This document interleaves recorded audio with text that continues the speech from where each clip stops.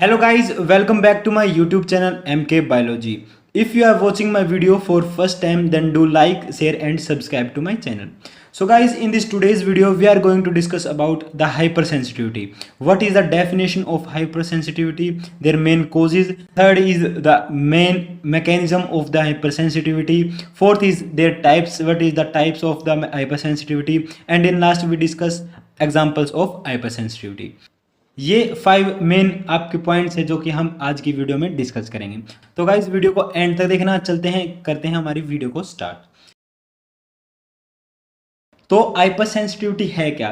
Hyper sensitivity एक type की एक डिजीज मान लो गाइज, ठीक है। इसमें क्या होता है, हमारी ह्यूमन बॉडी या कोई भी एनिमल बॉडी है वो एक एंटीजन जो कि प्रीवियसली एक्सपोज हो चुका है हमारी बॉडी से, उसके अगेंस्ट में क्या होता है, हमारी बॉडी रिएक्टिविटी को इंक्रीज कर देती है, मतलब रिएक्ट ज़्यादा करती है उस पर्टिकुलर एंटीजन के अगेंस्ट में, और क्या हो जाती है, ज़्यादा सेंसिटिव हो जाती है, ठीक है। उस कंडीशन को हम क्या कहते हैं, हाइपर सेंसिटिविटी, ठीक है। आप इस तरह समझ लो, अगर हमारे बॉडी में कोई भी एंटीजन आ गया, ठीक है, एंटीजन आने के बाद क्या है, हमारी बॉडी उसके अगेंस्ट में कुछ रिएक्शंस शो करेंगी, ठीक है। कुछ रिएक्शंस को क्या करेंगी, वो रिएक्ट करेगी उसके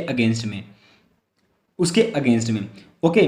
फिर उसके अगेंस्ट में क्या होगा, रिएक्शन शो करेगी, तो क्या होगा, हमारी बॉडी और ज़्यादा सेंसिटिव हो जाएगी, ज़्यादा रिएक्टिव हो जाएगी।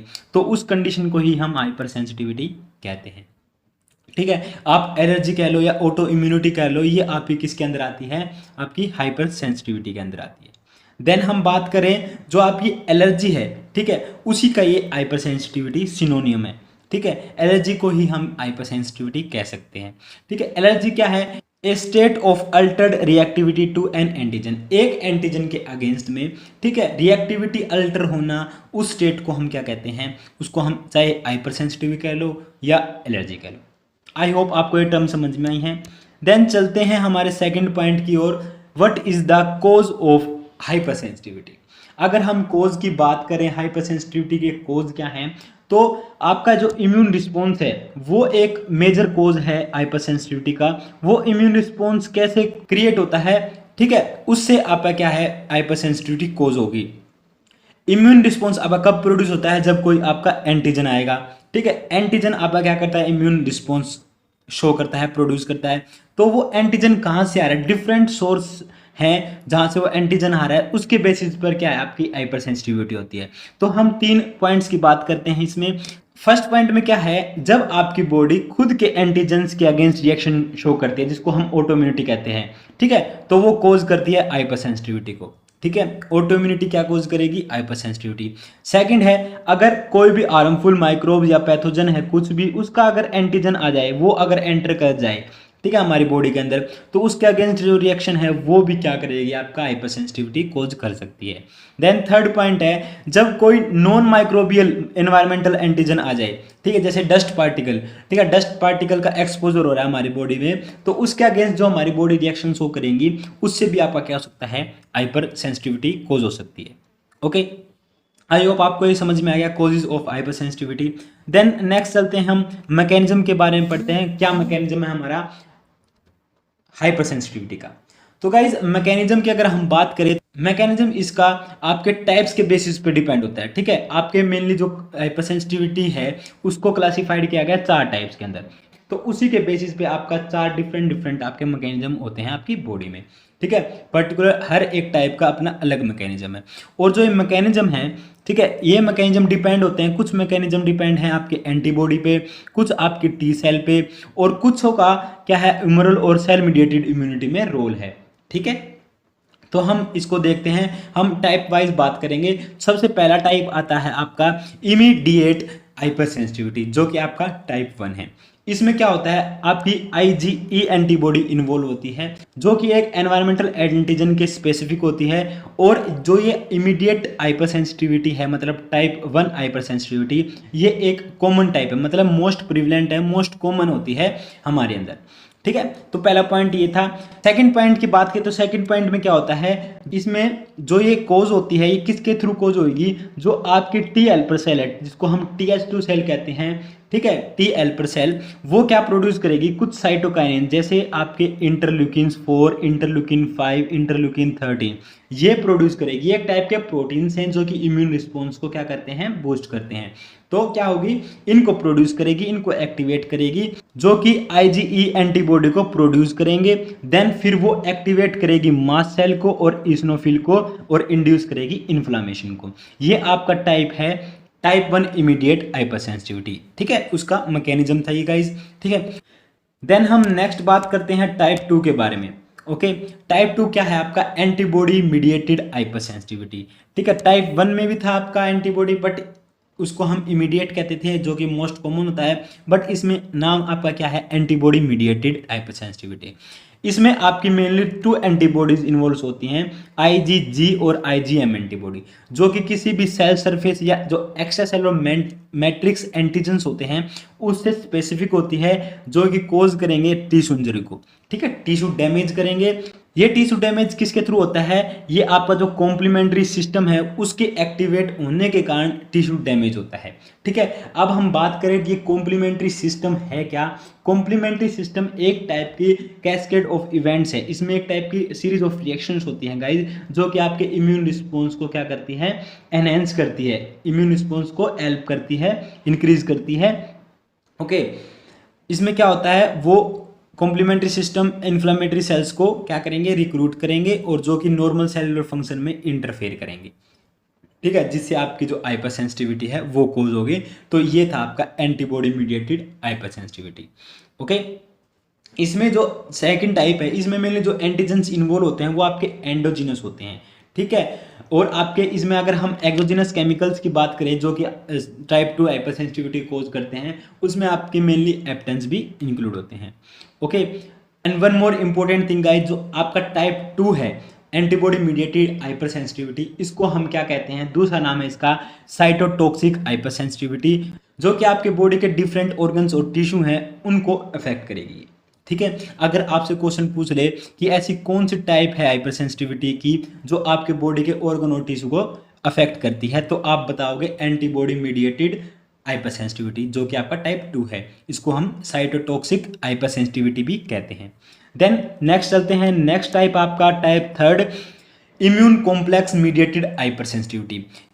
इस टाइप में मेनली आपकी IgG एंटीबॉडी होती है, बट हम IgM को भी कंक्लूड कर लेते हैं, ठीक है, किसी किसी बुक में IgM भी दे रखा है। तो गाइज ये दोनों एंटीबॉडी जो आपकी टाइप 2 में भी थी, ये क्या है, ये जो IgM और IgG एंटीबॉडीज हैं, ये आपके कुछ सोल्यूबल एंटीजेंस हैं आपके जो कि ब्लड में प्रेजेंट होते हैं, उनसे स्पेसिफिक होती है। और वहाँ पर क्या है, ये ब्लड के अंदर कुछ कॉम्प्लेक्स बना लेंगे। कॉम्प्लेक्स क्या है, एंटीजन एंटीबॉडी कॉम्प्लेक्स, उनको फॉर्म करेंगे। फिर वो क्या है, आपके वेरियस टिश्यू में आपकी ब्लड वेसल्स वॉल है उनके अंदर डिपॉजिट हो जाएंगे, जहाँ पर वो फिर कोज करेंगे इन्फ्लामेशन, थ्रोम्बोसिस और tissue injury. Okay, I hope आपको ये समझ में आई है क्या है जो ये आपके कॉम्प्लेक्सेस फॉर्म हुए हैं, ठीक है। ये आपके किसकी एंटीबॉडी के थ्रू फॉर्म हुए हैं, IgG कह लो या आप IgM दोनों कह लो, मेन इंपॉर्टेंट आपको IgG तो याद रखना ही है, ठीक है। फिर ये क्या है, कॉम्प्लेक्सेस लार्ज अमाउंट में क्या है आपके ब्लड में प्रेजेंट होते हैं। फिर ये क्या है, इनका एलिमिनेशन नहीं होता, ये डिपॉजिट हो जाते हैं आपकी ब्लड वेसल या कैपिलरी कह लो आप, ठीक है, या जॉइंट्स कह लो, जो कि ट्रिगर करते हैं फिर इन्फ्लामेशन को, थ्रोम्बोसिस को और टिश्यू इंजरी को, ठीक है। ये टाइप 3 था। आई होप आपको ये समझ में आया टाइप 3। देन नेक्स्ट आता है हमारा टाइप 4। टाइप 4 में क्या है, टाइप 4 देखते हैं।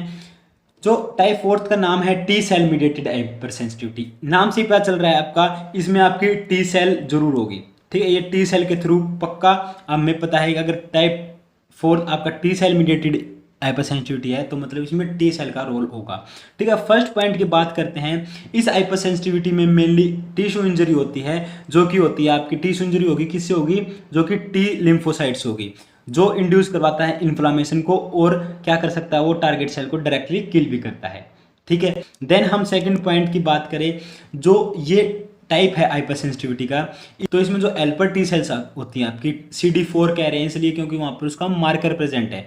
हेल्पर टी सेल के ऊपर आपका CD4 मार्कर प्रेजेंट होता है, इसलिए उसको हम helper CD4 plus helper T cell कह रहे हैं।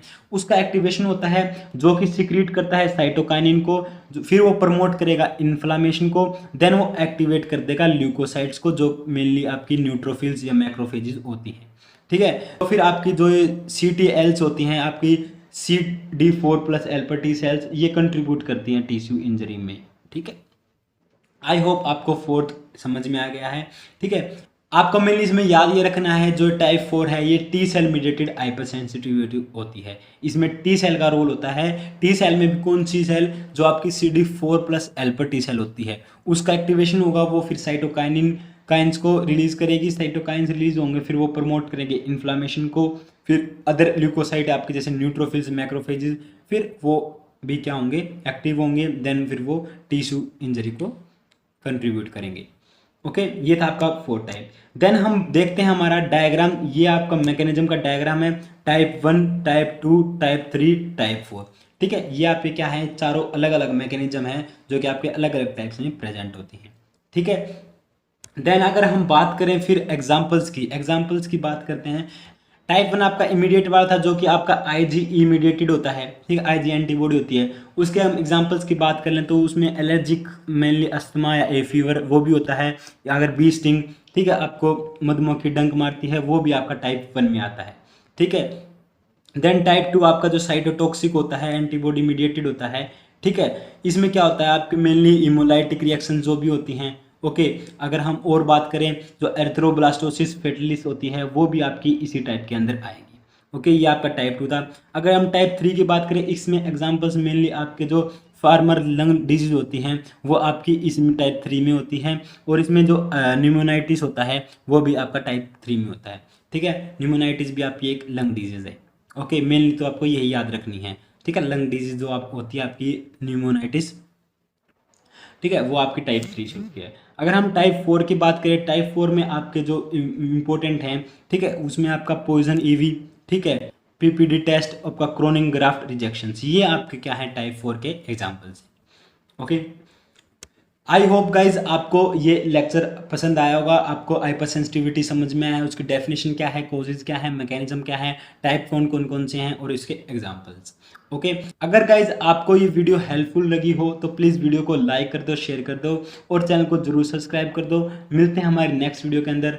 Thanks for watching my video.